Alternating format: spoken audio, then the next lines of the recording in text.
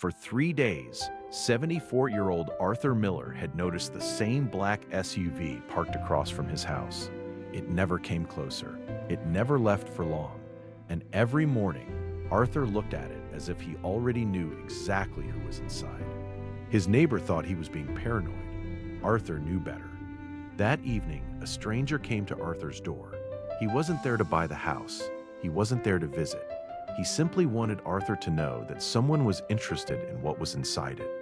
And for the first time, Arthur realized they weren't just watching the house, they were watching him. That night, Arthur opened something he hadn't touched in years.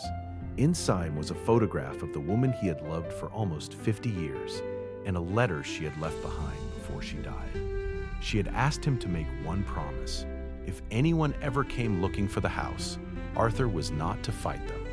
At 17 minutes past 2 in the morning, someone finally came inside. He searched every room, he opened every drawer, and finally, he found what he believed was the reason everyone had been watching Arthur. But Arthur wasn't surprised. The intruder was the stranger from the front door, and Arthur already knew who he was. Because the man wasn't there to steal Arthur's house. He was looking for Arthur's missing grandson. Ethan Miller had disappeared 6 months earlier. Arthur had been told his grandson was dead, but Ethan had never died. He had discovered something his father had discovered years before him. A group of powerful people had been quietly forcing elderly homeowners out of their properties. Arthur's son had collected evidence. Before he could expose them, he disappeared. And now Ethan had continued the investigation. Arthur's house wasn't valuable because of its land. It was valuable because Arthur's son had hidden the evidence there. But Arthur had known for weeks that someone would eventually find it, so he made a copy. And he had prepared something else.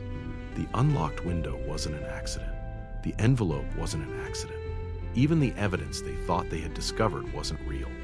Arthur had spent weeks letting them believe his house was vulnerable. He had been waiting for them to come inside. Then, just when Arthur thought it was finally over, his phone rang. On the other end was the one voice Arthur had spent 6 months wishing he could hear. Ethan was alive, and he was coming home. Arthur didn't run.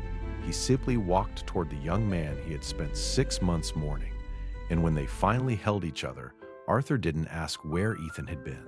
He only held on. But Ethan had brought one last thing home, his father's wedding ring. His father had known they might come looking for the evidence, so he had hidden it in the one place he knew Arthur would protect with his life. They came looking for a house and found the truth waiting for them inside.